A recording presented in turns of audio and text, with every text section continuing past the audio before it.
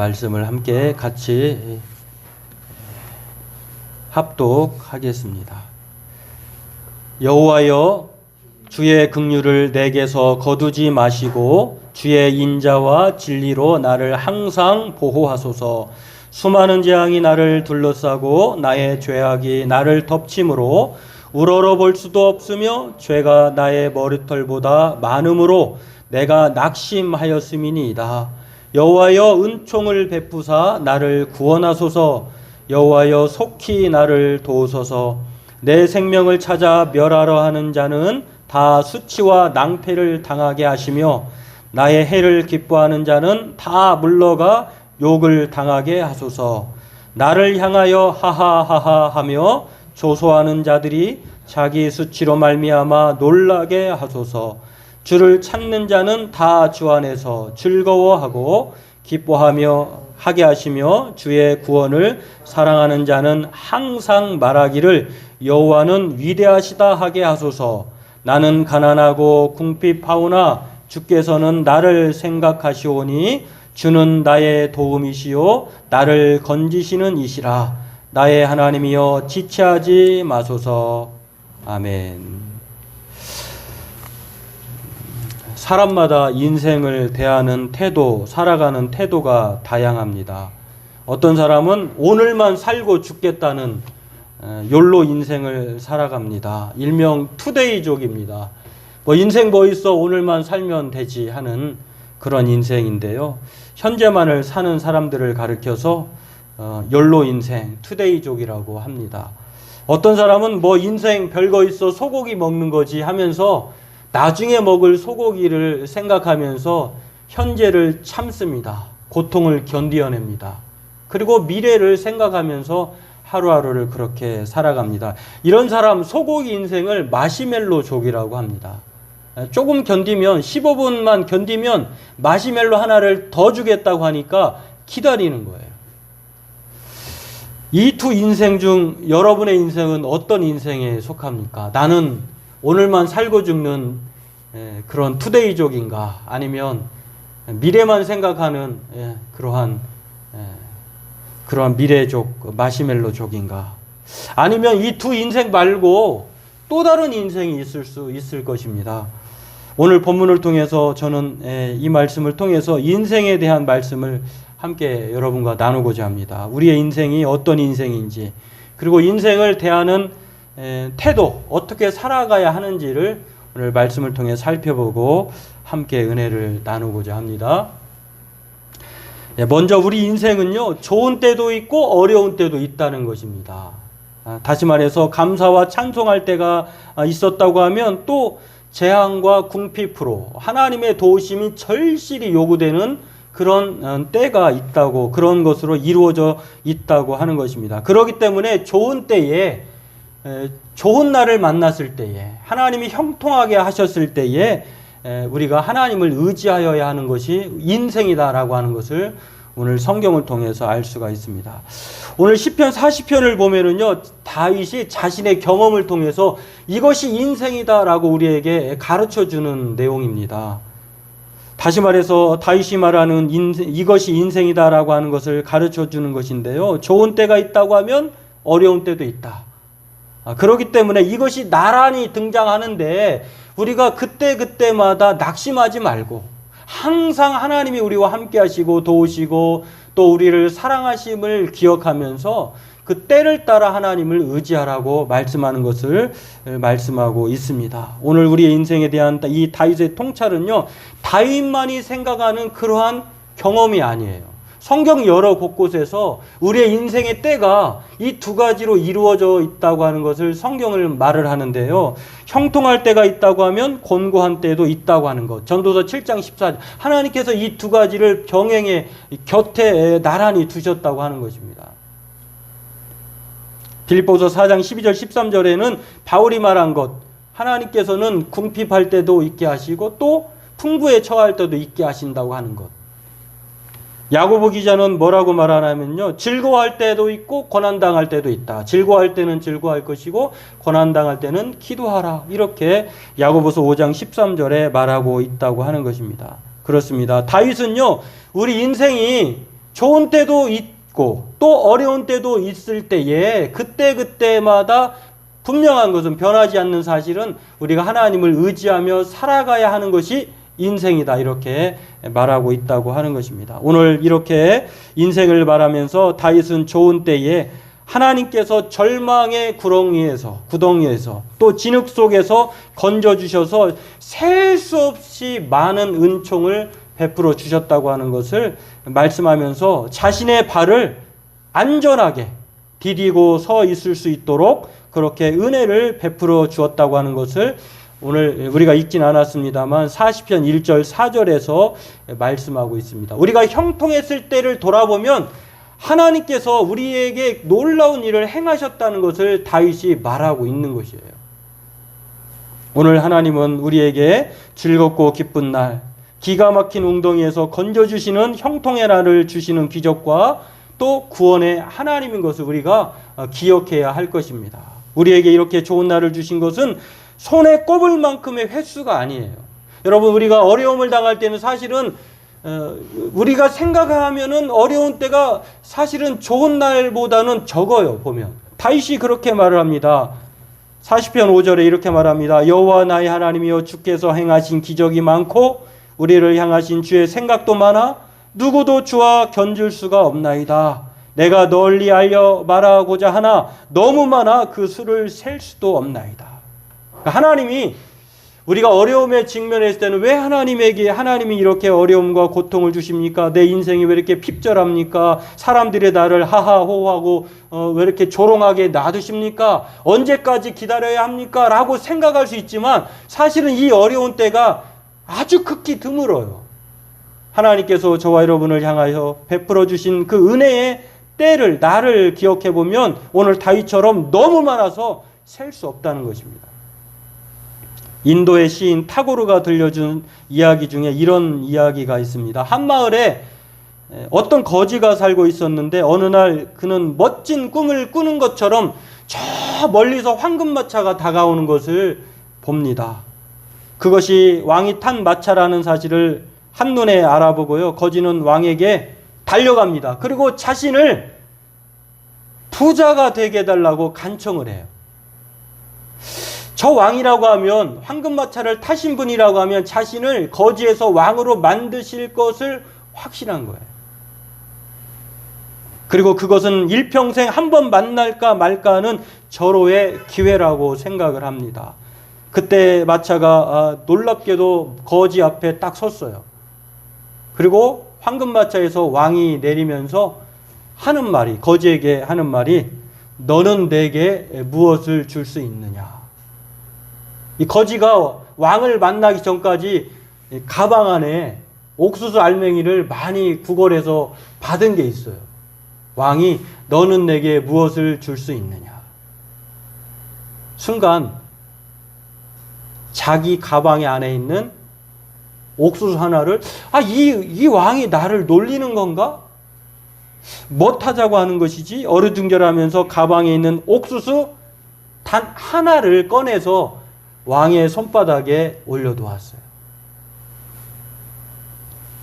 집에 돌아갑니다. 집에 돌아가서 가방을 거지가 마루에 올려두었습니다. 그리고 자신의 가방을 열어보았어요. 그런데 옥수수 한 알만한 그 크기의 황금이 들어있는 거예요.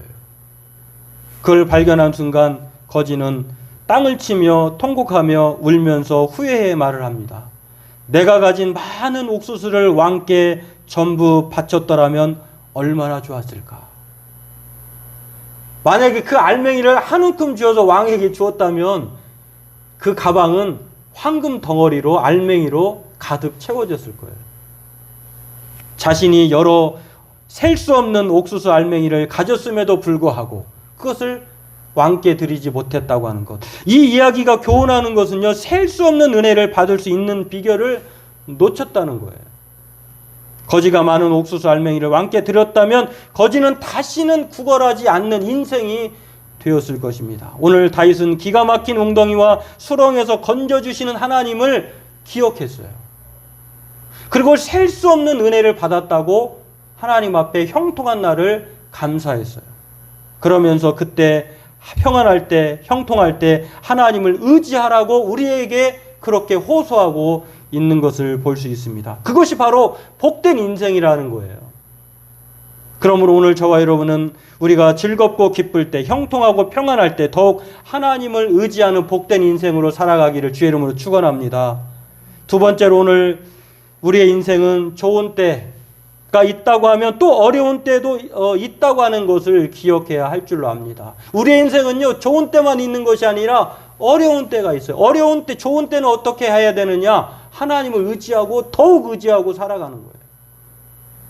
뿐만 아닙니다. 우리가 어려운 때 오늘 성경은 다윗이 말하기를 자신이 재앙을 당하고 많은 대적으로부터 비웃음거리가 되고 수치를 당하고 또 가난해서 궁핍해서 언제까지 하나님을 기다려야 되는지 그러한 상황에 처해 있을 때 오늘 다윗은 무엇으로 얘기합니까? 그런 인생이라 할지라도 하나님을 의지하라고 말합니다.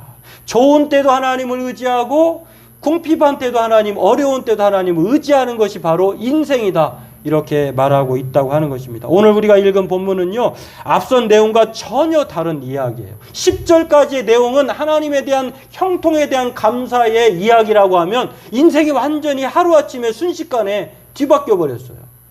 내게도 이런 날이 있는 거구나. 우리 인생이 이렇게 급변할 수 있다는 것을 다윗이 말해주면서 하나님 앞에 탄식하면서 언제까지 하나님 기다려야 합니까?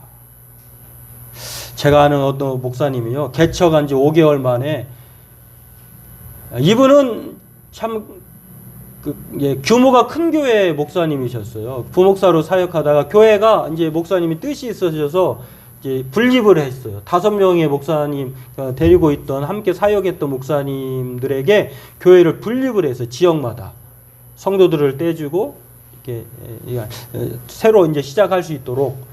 근데 이 목사님은요, 그것을 마다했어요. 참 쉽지 않은 결정인데요. 그리고서 개척을 힘들게 했는데 개척 5개월 만에 셋째 막내를 낳은 이후에 사모님이 쓰러져 버렸어요. 다시 일어나지 못했어요. 그때 이 목사님이 하나님께 대해서 뭐라고 손가락질을 하면서 삿대질한 줄 아세요? 하나님 일 좀 똑바로 하세요. 그 심정이 이해가 돼요. 자기가 뭘 잘못했는데 다시 일어나지 못해서 그 사모님이 개척 5개월 만에 30대 중반에 사모님. 근데요, 또 병간호하다가 전기장판을 켰는데 전기장판에 화재가 나서 이 사모님이 일어나지 못하잖아요. 화상을 입어가지고 다리를 절단할 수밖에 없는 그런 치명타를 입었어요. 그러면서 이분이 그때 또 한 번의 고백을 하는데 뭐라고 고백하냐면, 하나님 나 좀 그만 때려. 여러분, 이 고백을 당하지 않으면은 말할 수 없는 거예요. 이 일이 자신에게 닥치리라고는 상상할 수도 없었어요. 지금은 시간이 많이 흘러서요, 책도 많이 쓰시고 교회도 건강하게 잘 성장하고 자녀들도 막내가 지금 한 중학생 고등학생 되었을까요? 그리고 큰딸은 대학생 이제 거의 졸업반이고 아들도 대학에 다니고 잘 성장했어요. 하나님을 깊이 만났습니다. 그리고 하나님이 베풀어 주신 은혜를 고백해요. 그러니까 우리가 항상 하나님 그만 나 좀 때려, 하나님 일 좀 똑바로 하세요 라고 말할 때가 있는가 하면 하나님이 또 우리에게 형통의 날을 베풀어 줄 때도 있다고 하는 것입니다. 오늘 다윗이 이런 인생을 얘기하면서 급변하는 인생, 깊은 웅덩이와 수렁을 만났을 때에도 하나님을 의지했던 것처럼, 그리고 형통할 때도 하나님을 의지했던 것처럼 우리 인생이 하나님을 의지하는 인생이야말로 우리가 살아가는 인생의 현실이라고 하는 것입니다. 수많은 재앙과 수치와 낭패와 가난으로 지금은 어려운 때를 만났어요. 그래서 다윗은 하나님의 긍휼과 은총과 도움이 절실해서 하나님께 울면서 지체하지 말고 빨리 와서 구해달라고 그렇게 외치는 것입니다. 이것이 인생이라는 것입니다. 즐거운 때에도 하나님을 의지했다면 고난의 때에도 어려운 때도 하나님을 의지하는 것. 사람들 중에 인생 뭐 있어? 라고 말하는 사람이 있어요. 인생을 모르니까 그렇게 말할 수 있어요. 알면 그렇게 말할 수 없죠. 왜냐하면 그렇게 사는 사람은요, 바람이 불면 부는 대로 이리저리 흔들리며 사는 사람입니다. 하지만 성경은 인생 뭐 있어? 라고 묻는 질문에 뭐 있다라고 말해요. 그 후에는, 죽음 이후에는 심판이 있다는 거예요. 죽음 이후에는 하나님의 영생과 구원이 있다는 것이. 그래서 우리가 인생을 아무렇게나 살면 안 된다고 하는 것입니다. 인생을 다른 말로 하면 일생 한 살이라고 표현해요. 한 살이. 한 번 사는 인생이에요. 두 번 주어지질 않아요. 그렇기 때문에 우리가 철저하게 하나님의 도우심을 간구하면서 아무렇게나 살 것이 아니라 천지를 지으신 우리의 도움이 하나님께로 온다고 하는 이 시편 121편 1편 2절 1절 2절의 고백처럼 하나님의 도움을 바라보면서 살아야 돼요. 가난할 때도 풍족할 때도 능력 주시는 분 하나님인 줄로 믿고 그 하나님을 의지하며 살아가야 한다고 하는 것입니다. 이것이 인생이라고 하는 것입니다. 또 한 가지 신명기 29장 29절에 하나님께서 우리에게 우리의 삶을 감춰 놓으셨어요. 우리가 알 수 없어요. 이 세상에는 우리 주 하나님이 숨기시기 때문에 알 수 없는 일도 많다. 그것이 주님의 것이다. 이 세상에 일어나는 모든 일, 이 세상이 하나님의 것이라고 하는 것입니다. 그렇기 때문에 우리가 인생을 알 수 없어서 그 하나님을 아는, 인생을 아는 하나님을 의지하며 사는 것이 올바른 인생이라고 말씀하고 있습니다. 오늘 우리는 일생 다가도록 주님만 의지하고 살길 주의 이름으로 축원합니다. 우리가 하나님이라고 생각하지 말고 우리의 삶을 하나님께 맡기고 때마다 하나님 안에 거하며 항상 하나님께 감사함으로 살아가는 저와 여러분 되기를 원합니다. 2003년 7월 11일에 개봉한 영화 브루스 올마이티라고 하는 영화가 있어요. 짐 캐리라고 하는 영화배우가 주연을 맡았는데요. 브루스 올마이티. 하루아침에 지방 방송국의 리포터였던 사람이, 이 사람은 불평 불만 분자예요. 자기의 꿈은 한 방에 있어, 한 방. 국장이 되는 거예요. 유명한 앵커가 되는 거예요. 근데 기회가 좀처럼 찾아오질 않아요. 근데 이 사람이 어느 날 전지전능하신 하나님을 만납니다. 그리고 하나님께 왜 이 세상을 엉망진창으로 엉터리로 자기 뜻대로 진행해 가지 않느냐고 막 항의했어요. 하나님이 고민합니다. 야, 나도 피곤하니 네가 일주일만 내 대신 직무를 수행해봐. 그러니까 맡겼어. 이런 일이 일어나지 않지만 영화니까 그런 것이 가능한 거예요. 브루스 올마이티가 전능자가 됐어요. 인생을 살아갑니다. 한번 주관해 봅니다. 기분 내키는 대로 살아갑니다. 꽉 막힌 도로에서 새로 산 스포츠카, 자신의 차만 달릴 수 있도록 홍해처럼 길을 갈라버려요. 개한테 아무데나 다리 들고 일을 보는 것에 대해서 개에게 올바른 화장실 사용법을 가르쳐요. 제가 가끔 이제 걷다 보면은 이게 도대체 개를 산책시키는 건지 개를 학살하는 건지 같이 가야 되잖아요. 개가 가다가 급할 때가 있잖아요. 다리를 드는데 주인은 그것도 모르고 끌고 가. 그러면 질질 끌려가는데 개가 참 불쌍해 보여요.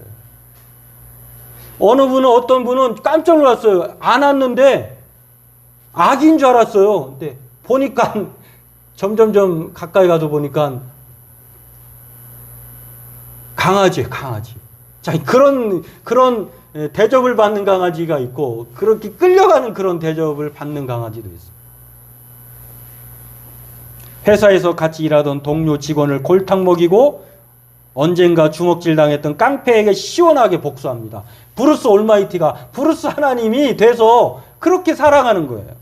심지어는 로맨틱한 분위기로 유아원을 운영하는 그레이스라고 하는 자기 여자친구에게 환심을 사기 위해서 달을 끌어다 이렇게 안겼어요. 그런데 놀라운 것은 그렇게 하는 바람에 일본에서 해일이 일어나 버렸어요. 그러니까 자기 뜻대로 하는 거예요. 많은 버팔로에 사는 주민들이 기도를 하는데 기도가 뭐 한두 건이 계속 모든 시민 수천만 건이 기도가 올라오는데 어떤 기도를 응답해 줘야 돼, 어떤 기도를 거절해야 되는지 이 머리가 아픈 거예요. 브루스가.